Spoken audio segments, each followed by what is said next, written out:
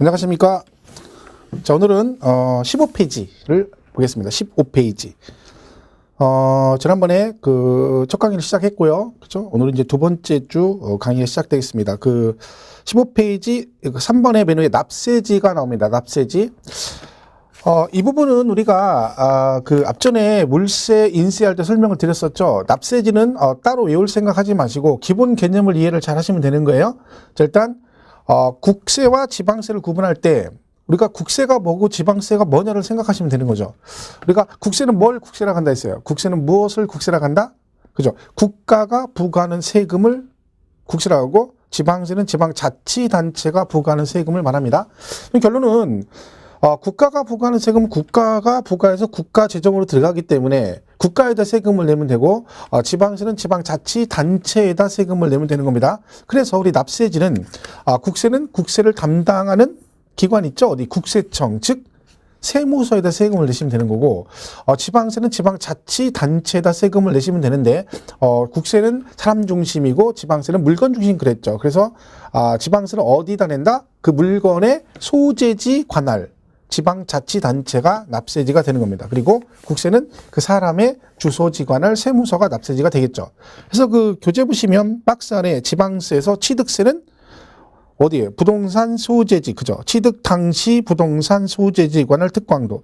여러분, 우리 보시면 세목이 그 5개를 우리가 배우잖아요. 세목을, 그죠? 그럼 예를 들면 맨 먼저 취득세 배우고 그 다음에 등록세를 배웁니다. 등록세, 그리고 재산세 이렇게 가죠. 그리고 종합부동산세 배우고 양도세를 배웁니다. 양도세를. 그럼 얘네들이 각각 적용되는 기준이 있잖아요. 세법 기준이 다 틀리잖아요. 취득세 다르고 등록세, 재산세 다 틀리죠. 그러면 얘네들은 이 각각 규정된 그 기준을 언제를 기준으로 적용할 것이냐. 그 세법에 나와 있는 그 조문들을 언제를 기준으로 적용할 것이냐. 그 기준이 다 다릅니다. 여러분, 취득세는 왜 취득세라고 했어요? 물건을 뭐 했을 때 된다고요? 그쵸. 취득할 때 되는 거예요. 그러니까 얘는 언제를 기준으로 모든 걸 판단한다? 취득 당시를 기준으로 판단합니다. 얘는 언제라고요? 취득 당시를 기준으로 하고 등록세는 언제 내는 거예요? 등기 등록할 때 내는 거니까 얘는 등록 당시, 그죠? 등록 당시를 기준으로 하겠죠. 그죠? 재산세는 항상 언제라고 했어요? 과세 기준일, 그죠? 과세 기준일. 이때 과세 기준일이 재산세는 언제를 말한다? 그죠? 6월 1일을 말한다. 얘가 6월 1일이면 종부세도 따라간다 했죠. 종합부동산세는 무조건 재산세 따라갑니다. 왜? 재산세를 내지 않으면 종부세를 낼 수가 없다. 그죠? 그래서 재산세 낸 사람이 종부세를 내기 때문에 일단 재산세 기준이 맞춰 모든 걸 정하고 나서 종합부동산세는 합산만 하는 겁니다. 그죠? 그래서 똑같이 가는 거고 양도세는 항상 언제 기준이에요? 양도일 현재를 갑니다. 자, 이 말은 한번 예를 한번 들면 이런 거죠. 양도세는 양도일 기준으로 판단한대요. 그럼 여러분이 우리 양도세에서 이건 아시잖아요. 1세대, 1주택, 2년 이상 보유하면 비과세. 그죠? 이건 아시죠? 그러면 내가 언제까지 1세대, 1주택, 2년 보유해야지 비과세가 되느냐? 그게 중요하잖아요. 그러니까 언제를 기준으로 판단하느냐가 중요한 거죠. 예를 들면 여러분 집을 팔라고 내놨는데 잘못 계산해가지고 비과세가 되는 줄 알고 팔았는데 계약서를 썼어요. 오늘 냈는데 계약서를 써 계약금을 받았는데 따져보니까 1세대 1주택 2년 보유가 안 된 거예요. 열흘이 부족해요. 자, 10일이 부족한데 나는 이미 계약서를 쓰고 계약금을 받았어요. 그러면 저는 양도세 비과세를 받을 수 있을까 없을까요? 이 열흘이 부족해요. 지금 계약금 오늘 받았어요. 근데 오늘 날짜로 따져봤더니 돈 다 계약금을 받았는데 비과세에서 열흘이 부족한 상태예요. 그럼 저는 비과세를 받을 수 없나요? 있죠. 왜요? 양도세는 양도일이 언제다? 계약일이 아니라 잔금 날짜입니다. 그러니까 실제 잔금 지급일인 거죠. 그러면 계약 치고 잔금 보통 30일 정도 걸리니까 실제 잔금 날짜로 가서 그날 당시로 따지면 내가 열흘이 부족한 게 아니라 20일이 남겠죠. 그러니까 이런 식으로 이 세법은 그 적용되는 기준 날짜가 다 다르다는 얘기죠. 그죠? 그러니까 이런 식이죠. 그러니까 지금 거기 보시면 표에 납세지, 지방세 납세지도 보면 취득세는 취득 당시 부동산 소재지 관할 얘가 특광도세니까 특광도 그렇게 되는 거고 등록세는 등록 당시 부동산 소재지 얘는 뭐예요? 도세 및 구세 그랬죠? 예, 돛단에서는 돛세 들어가고 특별시 광역시는 굿세로 들어간다. 돛세 및 굿세 그랬고 재산세는 과세 기준일 현재 부동산 소재지 관할 시군구 돼 있는 거죠. 그래서 그 앞에 붙어 있는 거예요. 그리고 국세는 개인 법인 나누는데 뭐 법인 같은 건 잘 안 나오고 보통 개인이 많이 물어봅니다. 우리가 이제 개인이 하는 거기 때문에 그래서 개인일 때 거주자는 주소지 또는 거소지 관할 세무서. 그러니까 주가 뭐가 되는 거예요? 얘는 국세는 주소지 관할 세무서로 간다라고 이해를 하시면 됩니다. 그죠? 그래서 뭐 비거주자도 나오고 그러는데 이것들은 나중에 문제 풀 때 정리도 충분하니까 일단은 여러분은 뭐만 기억하시면 돼요. 개인일 때만 기억하시면 돼요. 주소지 관할 세무서로 간다라는 것만 기억하시면 되겠죠? 그 다음에 3번에 과세 요건이 나옵니다. 지난 시간에 우리가 세금을 부과할 때는 세금을 부과하는 요건이 4가지가 있다 그랬습니다. 그 요건 4가지를 우리가 뭐라고 하냐면 과세 대상, 무엇을 사고 팔았을 때, 무엇을 샀을 때, 그죠? 대상을 정해주고 그 세금을 누가 낼 것이냐? 납세 의무자, 그리고 기준 금액, 얼마를 기준으로 할 것이냐? 과표, 그리고 그 금액에 대한 기준 금액에 대한 비율, 그죠? 비율을 정해준다 했죠? 세율 해가지고 요 4가지를 우리가 과세 요건 그럽니다. 앞으로 여러분이 계속해서 1년 동안 우리 세법에 배우는 내용은 그 4가지를 기본으로 합니다. 과세 대상, 납세 의무자, 과표, 세율. 이 4개를 계속 주력으로 가는 거예요. 그 흐름 자체가 그래요. 세법은 흐름 자체가 이런 식으로 하는 거죠. 과세 대상, 무엇을 사고 팔았을 때, 그죠? 그리고 그 세금을 누가 낼 것이냐? 납세 의무자 정해주고, 그죠? 그리고 세금 계산할 때 어떻게 계산한다 했어요? 기준금액, 과세 표준이라고 하죠. 여기다가 뭘 곱하는 거예요?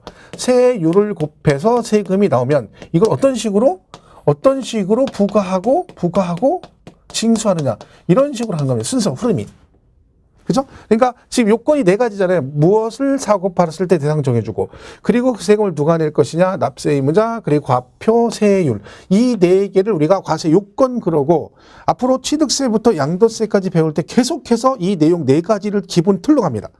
그리고 마지막에 그 계산된 세금을 어떤 식으로 거둘 것이냐. 그죠? 이제 걷는 방법이 나오겠죠. 뭐, 이제 예를 들면 좀 이따 배우겠지만, 내가 가서 신고하고 하는 납부 방법이 있고, 너는 가만히 있어. 고지서가 나온 데서 보통 징수. 이런 식으로 구분이 되는 겁니다. 이게 우리 세법의 기본 흐름이다라고 생각하시면 돼요. 앞으로 주장창 저것만 할 거거든요. 그죠? 저 내용에다가 첨부를 하겠죠. 세목별로 좀씩 다르니까. 그죠? 그럼 취득세 배울 때, 취득세 과세 대상, 취득세 납세 의무자, 취득세 과표, 취득세 세율, 재산세 대상, 납세 의무자, 과표, 세율 이런 식으로 흘러간다. 그죠? 이 4가지를 뭐라고 한다고요? 과세 요건, 세금을 부과하는 요건이다. 그래서 거기 1번에 양가로 1번에 과세 대상에서 나오는데 그건 읽을 필요 없고요. 그 다음에 양가로 2번에 납세 의무자가 납니다. 이 납세 의무자. 자, 이 납세 의무자는 구분을 하시면 그죠? 이렇게 됩니다. 거기 보시면 납세 의무자에 보시면 이게 쭉 있죠. 여기서 뭐가 있냐면 납세 의무자는 거기 보시면 본래의 납세, 연대 납세 의무자가 있고 2차 납세 의무자가 있고 그다음에 납세 보증인 이렇게 나눠지죠. 그러니까 원칙적인 납세 잠깐만요. 이걸 굳이 구분하자면 이런 거죠. 본래의 납세 의무자가 있어요. 이건 뭔 얘기예요? 원래 기본적으로 처음에 원칙적인 납세 의무자를 말합니다. 그리고 여기 뭐가 있냐면 연대 납세 의무자가 있어요. 연대 납세 의무자. 그죠? 그리고 2차 납세 의무자. 그리고 납세 보증인 이렇게 돼 있어요.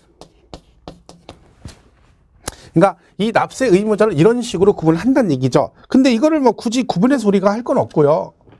얘는 말 그대로 원칙적 납세 의무자를 말하는 거고 얘는요 연대 납세 의무자. 여러분 연대란 말을 들어보셨나요? 연대. 그 옛날에 연대 보증 같은 거 많이 들어보셨죠? 연대 보증. 그죠? 그 연대 보증이 뭐예요? 그 연대 보증을 쓰는 순간 뭐라고 생각하면 돼요? 그냥 내가 돈 빌렸다라고 생각하면 되는 거죠? 왜? 연대 보증을 쓰게 되면 어떤 문제가 발생합니까? 그 원채무자가 빚을 안 갚으면 그 연대 보증인이 그 전액을 다 책임을 지는 걸 뭐라고 그래요? 연대 보증 그래요. 그러니까 우리가 연대 보증 잘못 쓰면 훅 가는 거죠. 그죠? 뭐 지금이야 이제 연대 보증을 많이 안 쓰지만 과거에는 연대 보증 거의 다 서줬죠. 그래가지고 잘못되면은 채무자는 도망가고 누구만 죽어. 그죠? 보증인만 죽는 거예요. 제 주변에도 그런 사람 많이 있었습니다. 주변에 뭐 지인들도 있고 뭐 저희 집안에서도 뭐 옛날 아버님 형제들이 뭐 그런 일이 있었고요. 그죠? 근데 보통 그 보증을 안 쓸 수가 없죠. 형제들끼리 보통 하잖아요. 형제들끼리. 만약에 제 동생이 저한테 와서 형 나 이거 하는데 보증 좀 서줘. 그러면 제가 안 돼는 못 할 것 같아요. 저 같으면. 그죠? 와이프는 반작이지만 그죠? 근데 저는 은행에서 거부합니다. 제가 보증 쓴다 그러는데. 그죠? 그래서 이 연대 납세 의무자는 그런 뜻이에요.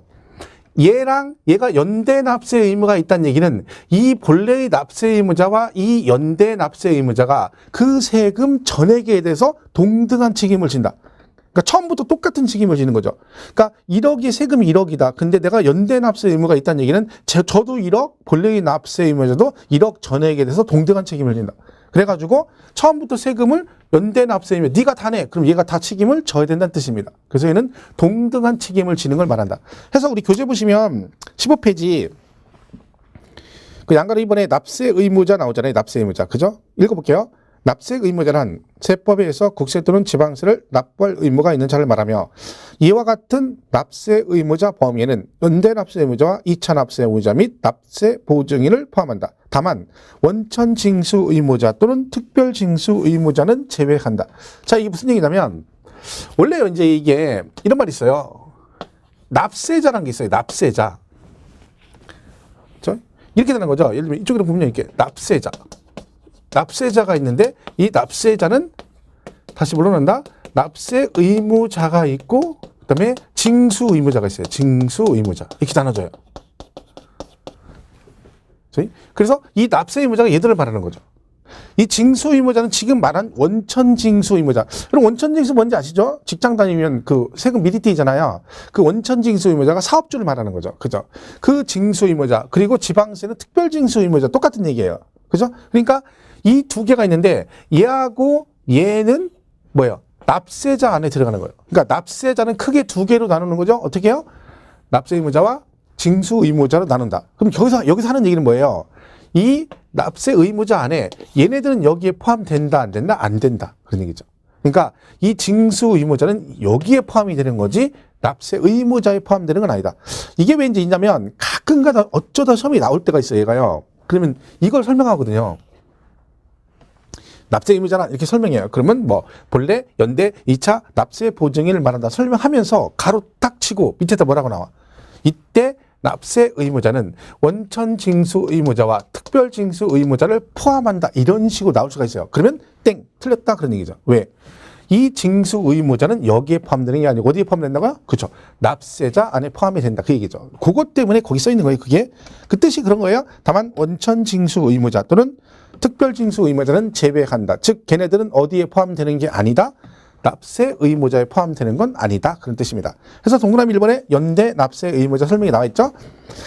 연대 납세 의무자란 하나의 납세 의무에 대해서 2명 이상의 납세 의무자가 그 다음 뭐라고 되냐면 각각 전액의 납세 의무를 이행할 책임이 있는 공동 의무 관계자를 말한다. 그러니까 전액에 대해서 동등한 책임을 지는 걸 말한다. 그런 얘기죠. 그래서 우리 교재에는 거기 박스 안에 뭐 그죠? 연대 납세 의무자가 1, 2, 3, 4, 5가 나와 있습니다. 근데 그걸 외울 건 없고요.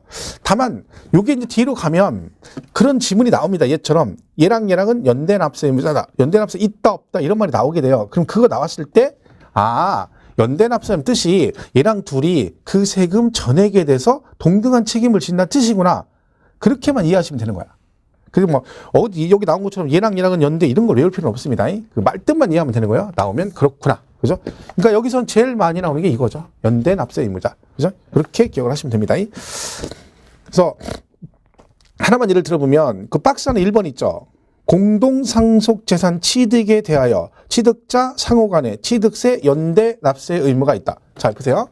만약에 건물이 이렇게 있는데 이거를 갑을명이 뭘 받았다는 거야? 그죠? 공동상속을 받았어요. 공동상속을. 지분대로. 그죠? 그러면 얘가 만약에 똑같이 3분의 1씩 지분이 똑같아요? 이렇게 해보세요. 그럼 얘가 공동상속을 취득했으니까 세금을 뭐 내야 돼요? 취득세를 내야 되잖아요. 근데 예를 들면 취득세가 1,200만 원이다. 이 부동산을 상속받으면서 내야 할 취득세가 1,200이에요. 그러면 실제로 세금은 어떻게 냅니까? 각자 자기 지분 받은 대로 내면 되죠. 그럼 얘가 3분의 1씩 받았으니까 1인당 얼마? 400만 원씩 내면 되거든요. 그런데 이 1,200에 대해서 공동상속인 갑을병은 뭐가 있다고요? 연대 납세 의무가 있대요. 그럼 이게 무슨 뜻이에요?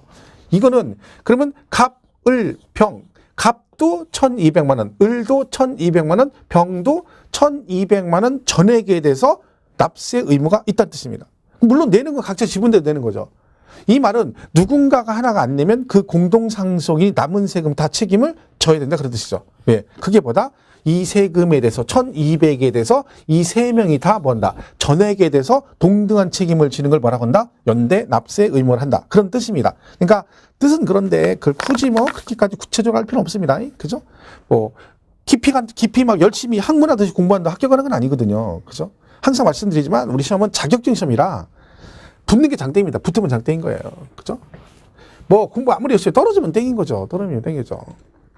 저 옛날에 합격자 모임 하는데 어떤 분이 막 합격자 모임 오셨는데 뭐 머리를 긁으면서 이렇게 하면서 굉장히 쑥스럽게 들으시는 거예요. 그러니까 그 사람이 들어오자마자 우리가 보자마자 그랬어요. 수강생들이 여기 어쩐 일이세요? 이렇게 물어봤어요. 어쩐 일이세요? 거기 합격자 모임이거든요. 어쩐 일이냐 물어봤어. 그럼 거기 그분이 왜 왔겠어?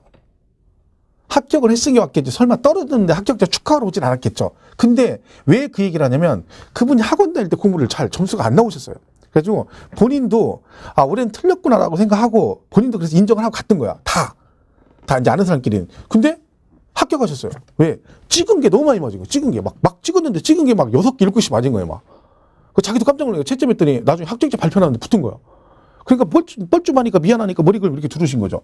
근데 그분이 잘한 거지 결국. 뭐야? 합격하는 게 장땡이라니까요. 그분이 고득점이 있느냐? 아니죠. 딱점으로 합격했어요. 딱점으로. 그러니까 우리 공부는 딱점 맞으면 딱점에서 조금만 더 맞으면 되는 거예요. 뭐 많이 맞으려고 욕심 부릴 거 없고. 지난주 합격자 발표 났는데 2차가 2문제 구제 받아가지고 제가 가는 학원에서도 그죠? 2문제로 떨어진 분 중에 운 좋게 붙은 사람도 있고 막 그렇습니다. 하나 차이로 떨어졌다 붙은 사람도 있고. 근데 조금만 열심히 하면 되는 거지. 조금 그래가지고 나중에 발표 났는데 하나 차이로 떨어져가지고 거기 목 메고 있을 필요가 뭐가 있어요. 조금만 하면 되는데. 그죠? 이 시험은 붙게 돼 있는 시험이에요. 그러니까. 그리고 너무 욕심 부리지 마세요. 제가 항상 얘기하지만 내가 듣고 있는 공부하는 건 그 전체를 다 이해하고 다 알아야 된다. 그런 욕심 부리면 안 돼요. 그렇게 하면 떨어진다니까. 그거 어떻게 다 이해를 해. 그리고 처음부터 이해하려고 짜증나죠. 왜? 이해가 안 가거든. 그러니까 이거 뭐야 이거. 도대체 모르겠네. 이렇게 되는 거지. 들었는데 1시간 들었는데 한 2개는 알 것 같아. 그럼 오늘 2개 배웠네. 이렇게 하고 이렇게 쌓아갈 생각을 해야지 막. 한 방에 이렇게 탁 하면 내가 옛날에 학교 다닐 때 줄반장 이상 했던 사람인데 명색이 이것도 몰라? 해가지고 막 짜증나가지고 모니터 막 머리 찍고 그러면 안 됩니다. 그죠? 그러니까 차근차근 한 발씩 가야 돼요. 욕심 부리지 말고. 자꾸 보면 돼, 자꾸. 듣고 하면 돼요. 반복해서. 한두 번 들어가 될 것 같으면 뭐 합격은 다 천재게요. 그죠? 제발 좀, 그죠? 욕심 부리지 말고. 그죠? 꿈도 통통, 몸도 통통. 그죠? 욕심 부리면 안 돼요. 차근하게. 그죠? 그럼 됩니다. 한 걸음씩 가면 되는 거야. 자, 그래서 그 다음에 2차 납세 의무자 나오죠? 2차 납세 의무자. 그것도 설명돼 있는데 이걸 굳이 볼 필요는 없습니다. 사실 뭐 얘가 과거에 시험에 나온 전력은 있습니다. 근데 저는 강의는 안 합니다. 그게 뭐 자주 나오는 얘기도 아니고 만약에 내년에 나올 수도 있겠죠. 이 부분이. 근데 뭐 그걸 할 수 없는 거죠. 뭐 그렇게 따지면 다 해야 되니까. 아닌 건 아닌 대로 가는 거예요. 그죠? 어차피 목표 10개니까. 그죠? 그리고 납세 보증이 말 그대로 납부를 보증한 데다. 그래서 뭐 이런 게 있다. 이렇게 보시면 돼요. 자, 그 다음에 오른쪽 과세 표준이 나옵니다. 과표 세율 나오죠. 과표 세율. 자, 그럼 여기다가 이제 말 그대로 과세 표준에 세율을 곱하는데 이건 지난 시간에 했었죠. 세금을 계산할 때 기초가 되는 금액을 말한다. 그래가지고 이 과세 표준이 무엇으로 표시가 되느냐에 따라서 종가세가 있고 종양세가 있다 했죠. 가양, 그죠? 가가 뭐예요? 과세 표준이 자 이렇게 보면 어렵죠? 자 종가와 종양 중에 종가세와 종양세 중에 이 중에 이 과세 표준이 금액으로 화폐 단위로 표시가 되는 걸 뭐라고 한다? 그죠? 여기서 가운데 글자만 틀리죠? 얘는 가고 얘는 양이잖아요. 그러면 이 중에 과표가 금액으로 화폐 단위로 표시가 되는 게 뭐예요? 그렇죠. 종가. 그죠? 들었을 때 고를 수 있으면 되는 거예요. 이게 잘 나오는 얘기도 아니고, 그죠? 그러니까 종가세, 가격으로 표시가 된다. 얘는 수량 등으로 표시가 된다. 과표는 그래서 거기 뭐 금액으로 표시되는 걸 종가, 수량 등으로 표시되는 걸 종량이라 한다. 앞전에 했던 겁니다. 이건 그죠? 그리고 세율은 이제 뭐예요? 세율은 비율로 표시가 되냐? 그죠? 세율은 거기다 있죠? 세율 표시 단위에 따른 분류. 그래서 정률세율과 정액세율이 있죠. 이것도 했던 거죠. 자, 여기들 곱하는데 뭐라고요? 정률세율과 이렇게 돼 있죠? 이것도 그냥 보시면 돼요. 가운데 여기만 틀리잖아요. 여기. 율, 액 이렇게 돼 있죠. 자, 찍어보세요. 다음 중 세율이 100분비, 1000분비 비율로 표시가 되는 세율을 둘 중에 뭐라고 하겠어요? 설마 이걸 틀리진 않겠죠? 그죠? 그죠? 여기 있잖아요. 비율, 백분율, 천분율. 그죠? 이걸 뭐라 그래? 정률 세율 그래요. 다음 중 화폐, 세율이 화폐 단위 금액으로 표시가 되는 세율을 뭐라고 한다? 정액 세율 그래요. 그죠? 이건 외운 것도 없어요. 그냥. 그 1번에 정률, 율, 비율, 백분비, 천분비, 정액, 액, 화폐 단위 금액으로 표시가 되는 거다. 그쵸? 끝. 그래서 우리가 배우는 것들은 세율이 다 정률 세율로 되어 있습니다. 왜냐하면 보세요. 세금 계산할 때 어떻게 돼요? 과표 곱하기 2%, 3%, 10% 이렇게 퍼센트지로 곱하잖아요. 그죠? 그게 정률 세율이죠.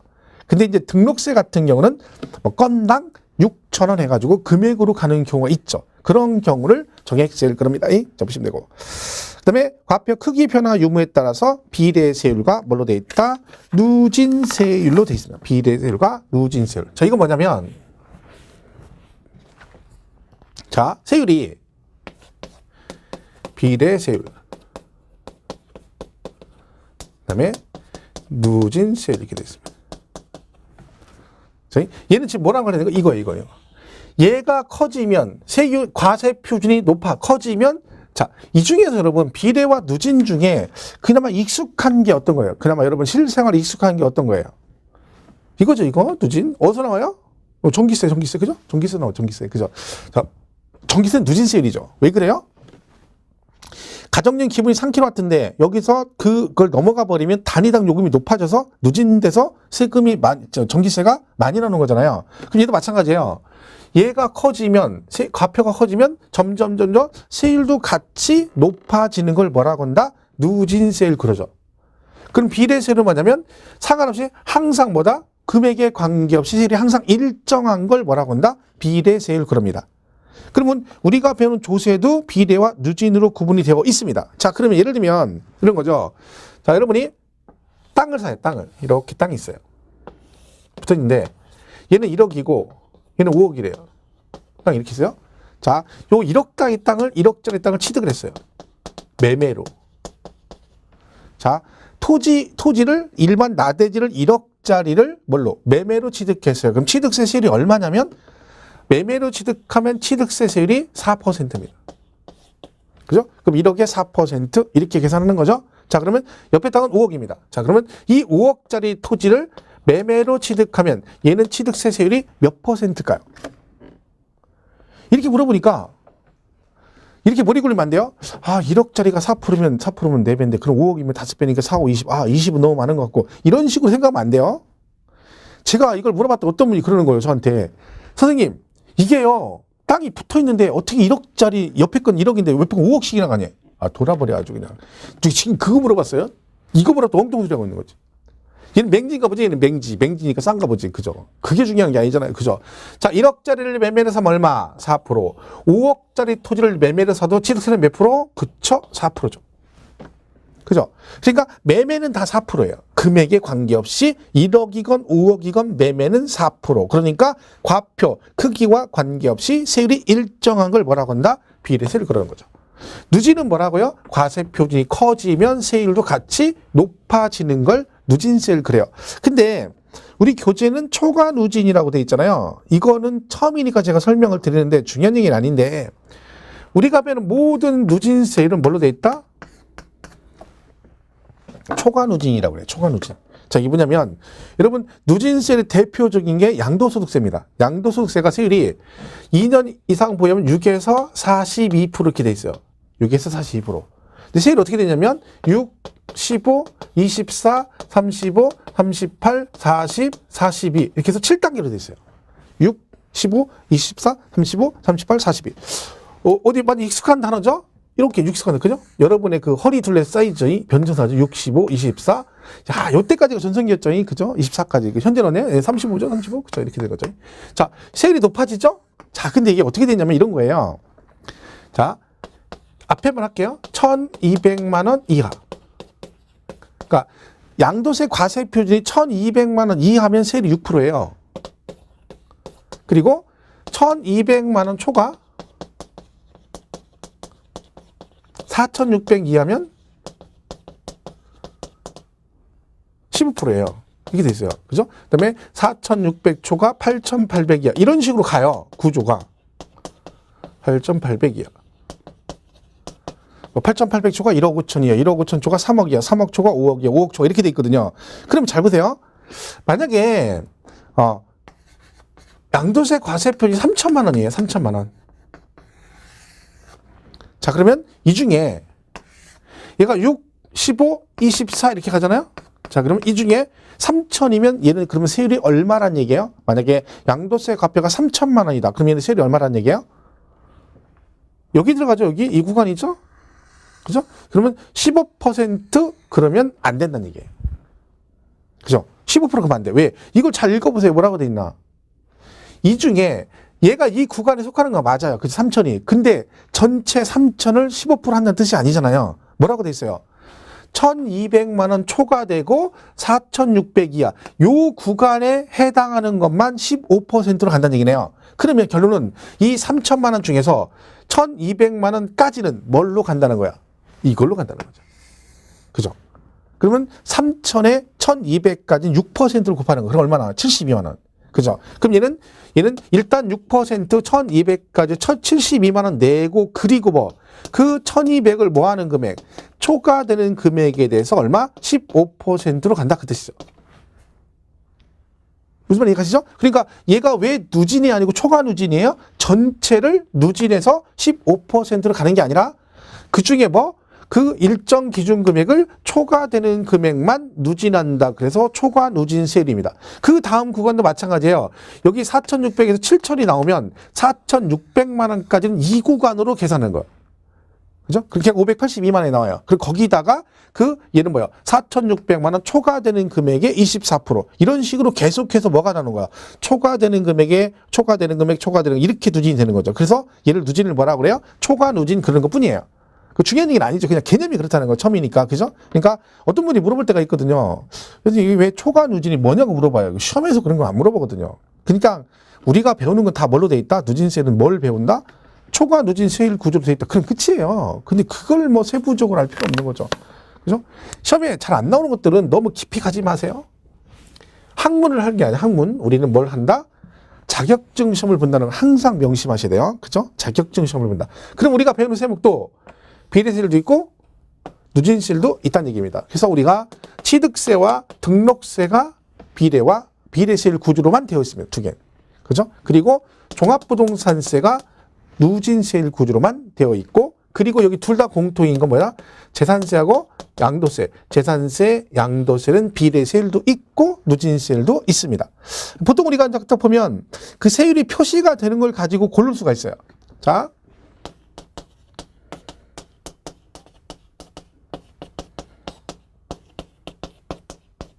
왜요? 뭐. 이런 식으로 되어 있는 거죠. 자, 이 중에 비례세율은 뭘까요? 이런 게 비례세율이에요. 그러니까 비례세율은 딱딱 떨어져요. 2%, 3%, 0.3% 이렇게 떨어져요. 근데 누진은 구간이 나와요. 이렇게. 그럴 수밖에 없죠. 왜? 누진세는 과세표준에 따라서 과세표준 크기에 따라서 세율이 단계별 다르니까 당연히 구간이 나와야 되는 거죠. 그래서 얼마에서 얼마 이런 식으로 표시가 되는 게 누진세율입니다. 그죠? 그리고 이렇게 딱딱 떨어지는 게 뭐예요? 비례세율입니다. 그 취득세는 다 뭘로 돼 있어? 그냥 뭐 4%, 3%, 2.8%, 2.3% 이런 식으로 돼 있어요. 등록세도 마찬가지고. 근데 재산세는 누진도 있고 비례세율도 있고 양도세도 10, 20, 30, 40, 50, 60, 70도 있고 6에서 42%도 있죠. 그래서 얘네들은 비례세율만 돼 있고 종합은 누진으로만 돼 있고 재산세하고 양도세는 비례와 누진세율 구조로 되어 있다. 그죠? 이렇게 기억을 하시면 되겠습니다. 그래서 어쨌든 그게 누진세. 그 교재에 있는 걸 다 외우지 마세요. 교재에 뭐 예를 들면 증여세나 상속세 이런 것도 뭐 누진세를 이렇게 나오거든요. 근데 그거를 굳이 여러분이 외울 필요는 없습니다. 일단 제가 강의하면서 제가 안 읽거나 내용상으로 설명 안 하는 것들은 가능하면 하지 마세요. 이 책을 다 외우려고 하지 마세요. 외운다고 공부 잘하는 거 아니라 있죠. 그죠? 제가 수업시 하는 것만 그것만 다 알아도 10개는 맞을 수 있습니다.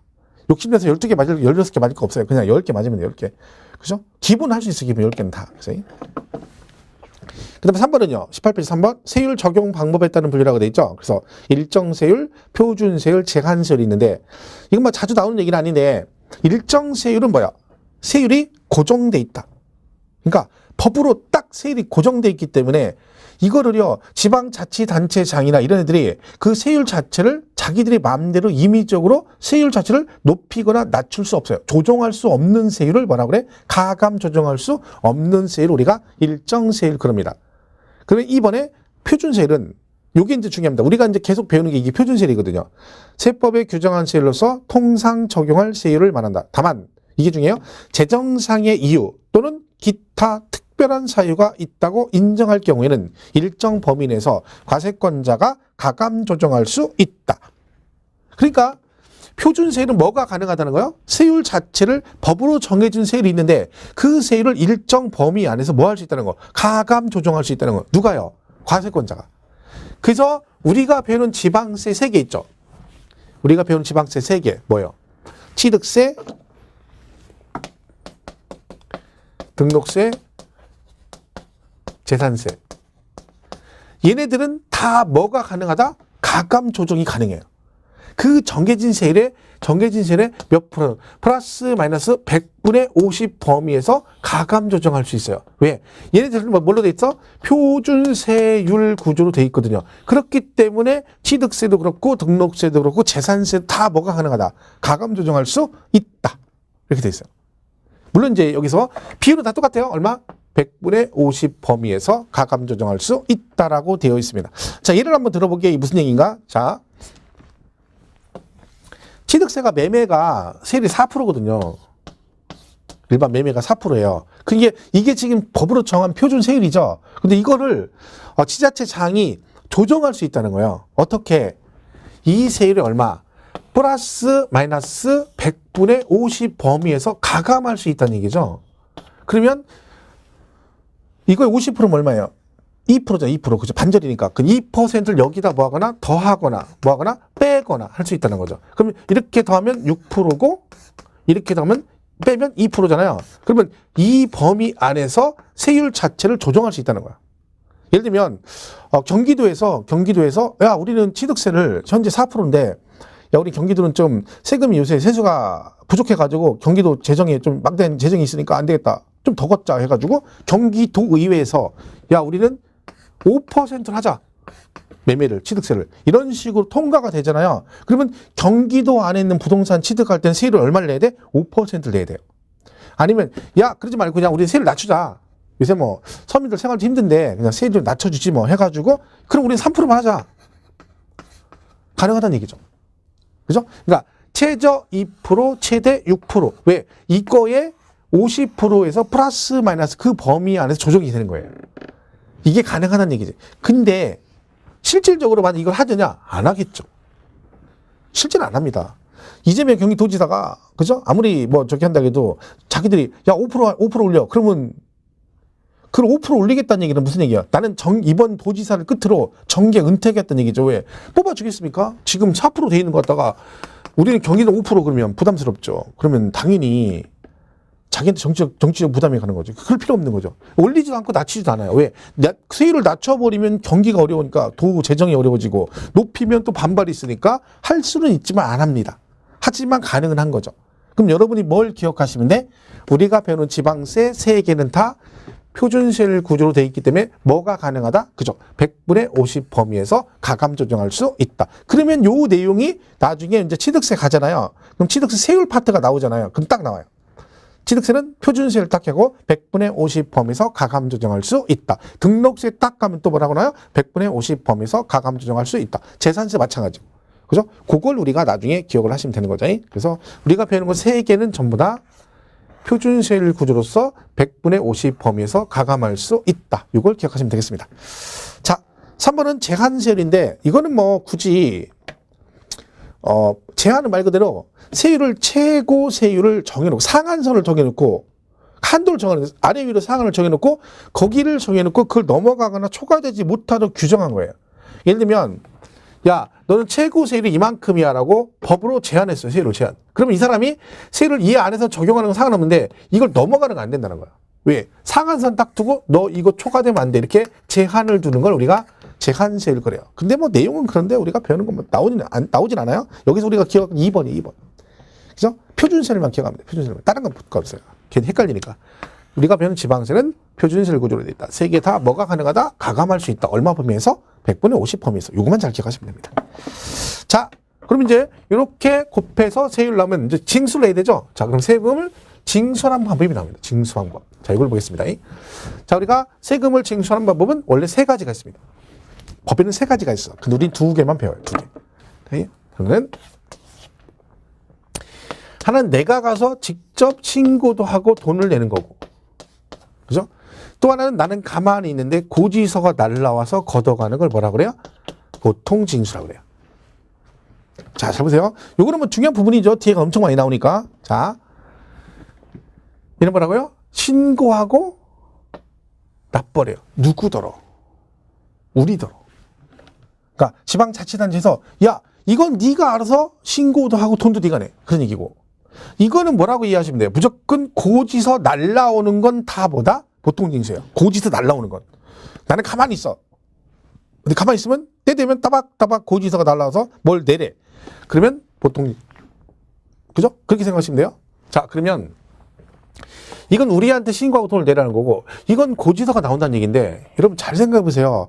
결국은 우리가 배우는 세목 5가지죠. 앞으로 배울 거. 걔네들도 이 중에 둘 중에 하나에 해당이 된다는 얘기잖아요. 그죠? 근데 이거는 당연히 알게 되는 건데, 나중에 어차피 하도 많이 하니까. 근데 이건 외울 필요가 없는 게 당연히 상식적으로 이렇게 갈 수밖에 없어요. 왜냐면, 자, 우리더러 알아서 그 세금을 신고하고 돈도 내래요. 그럼 여러분이 직접 가서 세금을 신고하려면 그 부동산, 신고하고자 하는 그 부동산의 가격이 얼마인지를 내가 알아야 뭘 할 수 있어. 신고를 하든지 말든지 할 거 아니에요. 내가 금액도 몰라. 그럼 나는 금액이 얼마인지 모르는데 네가 와서 신고하래. 이건 말이 안 되는 거잖아요. 그죠? 그래서 얘는 뭐다? 우리가 걔가 부동산 가격이 얼마인지 알 때만 신고할 수 있습니다. 자, 그럼 여러분의 부동산 가격은 여러분이 그 부동산을 어떻게 했을 때 금액을 알 수 있습니까? 내가 그 부동산을 어떻게 하면 돈 주고 뭘 하거나, 그죠? 사거나 또 언제? 돈 받고 팔았을 때죠. 그죠? 내가 돈 주고 샀어. 그리고 지금 내가 샀잖아요. 금액 알죠? 내가 돈 받고 팔았어. 알죠? 즉, 사고 판 거죠. 사고 팔게 되면 그 사고 판 당사자가 그 금액을 알잖아요. 그러니까 사고 팔 때 내는 세금을 내는 사람들은 뭘 할 수 있다? 신고를 할 수가 있습니다. 그래서 얘는 신고납부 우리가 배우는 것 중에서 살 때 내는 세금, 취득세와 등록세, 그리고 팔았을 때 내는 세금, 양도세, 얘네들이 뭐가 되는 거예요? 신고납부가 되는 겁니다. 그죠? 자, 그러면 얘는 고지서가 나온다는 얘기죠. 자, 얘는 신고를 못 해요. 왜? 내가 그 부동산 가격이 얼마인지를 몰라. 왜? 거래 금액이 없으니까. 즉, 가지고만 있는 거예요. 보유. 여러분, 가지고 있으면 그냥 갖고만 있는 거잖아요. 그럼 거래를 한 게 아니잖아. 그럼 거래 금액이 없죠. 그럼 내가 신고를 할 수가 없지. 왜? 금액을 모르니까. 그러니까 우리는 신고를 안 해. 그러면 깝깝한 건 누구요? 과세권자죠. 왜? 걔네들은 우리한테 세금을 걷어가야 되잖아요. 근데 우리가 신고를 못 해. 근데 그럼 걔네들이 깎아보니까 자기들이 세금을 계산해서 우리한테 고지서를 보내줍니다. 그를 뭐라 그래? 보통징수라고 그래요. 그럼 결론은 우리가 배우는 조세 중에서 보유했을 때 내는 세금 있죠? 걔네들이 뭐가 되는 거예요? 보통징수가 되는 겁니다. 그럼 우리가 갖고 있을 때 내는 세금 뭐 있어요? 그쵸. 재산세하고 종합부동산세가 뭐에 들어간다? 보통징수에 해당이 된다. 이렇게 보시면 되겠죠. 자, 그래서 얘는 신고납부고 얘는 보통징수다. 그런 거죠. 그리고 얘네들은요, 여러분 생각해 보세요. 과세권자 입장에서는 우리한테 니들이 알아서 신고하고 돈 내라. 그럼 그게 좋겠어요? 아니면 자기들이 세금 계산해가지고 그냥 고지서 얼른 보내가지고 세금을 걷는 게 편하겠어요? 자기들이 세금 계산해서 얼른 걷는 게 편한 거예요. 근데 왜 그럼 얘네들은 굳이 취득세나 얘네들은 지네가 부과 안 하고 우리한테 신고하라고 그래? 모르니까 그래, 모르니까. 이게 등기가 안 되면 그 매매 당사자가, 그죠? 매매 당사자만 그걸 알잖아요. 둘이 사고 판 사람만 매매 사실을 알아요. 그러니까 얘네들은 과세권자는 그 부동산에 매매가 됐는지도 모르잖아요. 그러니까 과세를 할 수가 없는 거지. 그러니까 당사자 니들이 뭐해라? 와서 신고도 하고 돈도 내라. 그런 얘기입니다. 그래서 이걸 신고, 납부, 그러고 요거를 보통징수 그럽니다. 자, 그러면 문제는 이거 뭐예요? 자, 얘들이 우리한테 신고하고 돈을 납부를 하겠어요. 근데 아무 때나 하면 안 되잖아요. 그죠? 그래서 기간을 정해줍니다. 우리 지난 시간에 배웠었는데, 자, 네가 부동산을 취득했으면 취득한 날로부터 60일 안에 신고 납부해야 되고, 등록세는 등기 등록하기 전까지 해야 되고, 양도세는 예정신고를 언제까지 하고, 이런 걸 정해줍니다. 기간을. 왜? 기간을 정해줘야 내가 그 안에 신고를 할 거 아니에요. 그런데 문제는 또 뭐야? 그 기간을 정해줬는데 꼭 그런 사람 있죠. 그 기간 안에 신고를 안 하는 사람 있잖아. 해서 만약에 얘가 신고 납부를 하락했는데 이때 정해진 기간까지 이걸 안 했을 때, 안 할 수도 있죠? 아니면 고지서가 나왔어요. 여러분 고지서 받아보시면 납부 기한이라는 게 있잖아요. 언제까지 되라고, 그죠? 근데 꼭 그 기간에 또 돈을 안 내는 사람이 있죠. 이렇게 있다는 거야. 그렇죠? 자, 이랬을 때 이거를 신고를 하든지 말든지 냅둬버리고 고지서 보내주고 돈 내든지 말든지 냅둬버리면 아무도 세금을 안 내겠죠. 그래서 뭐가 있다. 너 그런 식으로 말 안 들으면 죽는다? 뭘로? 돈으로 죽는다. 그래서 얘가 추가적으로 세금을 부과하게 됩니다. 이걸 우리가 뭐 한다고 그래? 가산한다고 그래. 가산. 자, 말을 안 들으면 우리 세법은 말 안 들으면 돈을 더 내게 하고 말을 잘 들으면 돈을 깎아줍니다. 여러분 공법이나 중개사법 보면 껄핏하면 징역 보낸다고 그래요. 너 이거 안 했어? 너 3년 이하 징역 3천만이 벌금 막 껄핏하면 징역 보내고 벌금. 우리는 그런 거 없어요. 우리 일단 돈으로 해결해. 너 말 안 들었니? 그럼 돈 더 내고, 너도 말 안 들었니? 돈 더 내고, 이렇게 하는 거죠. 자, 그럼 이때 말을 안 들었을 때, 즉 신고 납부 안 했을 때 부과되는 그 추가로 되는 금액의 용어를 뭐라고 하냐면 얘를 가산세라고 그러고, 얘를 뭐라고 한다? 가산금이라 합니다. 그죠? 세금. 끝에 글자만 틀리네요. 그죠? 가산세, 가산금. 자, 이거는 뭐 우리가 기초 강의 때 잠깐 설명드렸지만 저게 바뀌면 안 됩니다. 바뀌면. 자, 그래서 얘는 어떻게 기억하시면 된다 했어요? 얘 끝에 글자가 세, 얘는 금이죠? 자, 얘가 시작을 뭘로 했어요? 시옷으로 시작했네요. 그리고 끝나는 것도 뭘로 끝나요? 시옷으로 끝났죠. 그죠? 그리고 뭐예요? 신고 납부는 가산세가 뭐가 되나요? 신고 납부는 가산세. 시옷에 시옷. 얘는 고지서가 나오니까 가산금이에요. 그러니까 얘를 기억하면 돼요. 신고 납부는 뭐라고요? 가산세가 부과된다. 그죠? 이렇게 기억하시면 되죠. 한 3번만 하시면 되죠. 제가 말했죠. 화장실 문 닫아놓고 거울 보고 뭐 이거 3번 하면 돼. 3번. 신고 납부는 가산세가 부과된다. 신고 납부는 가산세가 부과된다. 이 3번만 하면 절대 안 잃어버립니다. 근데 못한다고 말씀드렸죠. 오늘 직접 해보세요. 진짜 화장실 문 닫아놓고 이 요강 딱 끝나고 이 강의 끝나고 딱 들어가서 문 닫아놓고 해보세요. 못한다니까. 거울 보고 진짜 해봐요. 한 번 하는데 2번은 못해요. 내가 이 나이에 무슨 영화를 보겠다고 이렇게까지 해야 되나 그런 생각이 들지. 그죠? 엄마가 어렸을 때 뭐 한다 했어요? 오줌 넣을 때, 애기 오줌 넣을 때 뭐라 그래? 쉬. 그러면 신기하게 시가 나오죠. 그래서 쉬는 보다 신고 납부는 가산세. 그리고 얘네들은 뭐요? 가산금이 부과됩니다. 이 용어가 바뀌면 안 됩니다. 신고 납부는 가산세. 보통 징수에서 고지서 나가놓으면 가산금이 부과된다. 이렇게 기억하시면 됩니다. 자, 미리 말씀드린 우리 교재는 이게 신고 납부인데 가로치고 국세는 신고 납세, 그리고 여기는 국세는 정부 부가가세 이렇게 돼 있는데 그걸 굳이 구분해서 외울 필요는 없습니다. 다 같은 말이에요. 맞박이나 임박이나 군량이 히프랑 똑같은 말이에요. 근데 같은 건데 용어만 다르게 쓰는 거죠. 신고 납부나 신고 납세나 둘 다 뭐라는 얘기예요? 네가 와서 신고하고 돈 내라는 얘기예요. 보통 징수나 정부 부가가세 둘 다 뭐라는 얘기예요? 고지서가 나온다는 얘기예요. 그러니까 굳이 이거를 막 구분해서 눈 감고 떴다 감았다 떴다 감았다 외울 필요 없습니다. 눈 감고 외워봤자 눈 뜨면 생각 안 나거든요. 그죠? 그러니까 괜히 무리할 필요 없고 그냥 기본으로 신고, 납부, 보통 징수 이렇게만 기억을 하시면 되겠습니다. 그리고 보면 밑에 이제 보면 뭐 어떤 건 신고 납부고 어떤 건 뭐 보통 징수 이런 거 나오잖아요. 근데 그런 거 외우지 마세요. 우리가 배우는 것만 보는데 배우는 것만. 얘네들만 기억하면 되는데 쓸데없이 다른 거 막 거기 써 있어요. 뭐 상속세, 증여세, 특정 부동산, 지역자원시설 이런 것까지 외우지 마세요. 저는 그래서 이걸 안 읽거든요. 일부러 책을 읽을 때 설명하고 나서 필요한 것만 읽지 필요 없는 건 잘 안 읽어요. 왜냐면 그걸 읽으면 중요한 줄 알고 막 줄쳐 쌓고 막 맨날 줄만 치다 끝나. 줄만 치다. 필기하다 끝나고. 여기도 분명히 있을 거예요. 동강 들으면서 필기하는 정신없어. 필기하는 정신없어. 필기 뭐더래. 소용없어요. 머릿속에다 필기를 생각. 맨날 책에다만 필기하면 뭐해. 줄도 겁내 쳐요. 막 줄 치고, 또 치고. 하트 하나, 하트 둘, 왕별 하나, 별 하나, 별 둘, 왕별 하나, 왕별 둘, 뭐 담구 표시 또 하고. 나중에 뭐 책이 무슨 막 호황찬란해, 막 다 추천해가지고 뭐가 중요한지도 몰라. 그럴 필요 없어요. 의미 없어, 그거. 그죠? 그러니까 설명 듣고, 나중에 요약집 보고 하면 돼요. 그러니까 필기하는 데 신경 쓰지 말고 집중해서 듣는 게 중요하다. 그죠? 자, 그래서 우리 교재는 뭐, 18페이지에 조세증수 해가지고 1번 신고납부라고 돼 있고요. 그 다음에 이번에 보통징수라고 돼 있죠? 그죠? 그래서 1번에 신고 납부해가지고 동그라미 1번에 뭐 네가 알아서 신고하라 그래놓고 마지막 줄에 뭐라고 그랬어? 이거를 이행하지 않으면 가산세가 부과된다라고 돼 있고 오른쪽 양가로 2번에 19페이지 보통징수에 보면 동그라미 1번 끝에 납부기한까지 납부하는 뭐가 나온대요? 가산금을 가산한다라고 돼 있죠? 그거 정도 보시면 돼요. 됐죠? 그리고 넘어가면 20페이지에 특별징수 나오는데 이건 하지 마세요. 왜냐면 우리가 배우는 세목 중에 특별징수 세목은 안 배워요. 원천징수죠, 원천징수. 똑같은 말이에요. 국세는 원천징수, 지방세는 특별징수 그래요. 그거 얘기잖아요. 간근세 띄는 거 말하는 거, 소득세. 여러분 직장 다닐 때. 우리는 안 배워요. 그러니까 이 두 개만 잘 기억을 하시면 된다. 그죠? 자, 여기까지 하고요. 쉬었다가 20페이지 그 가산세, 이제 요 용어가 나오죠? 자, 요거를 설명을 하도록 하겠습니다.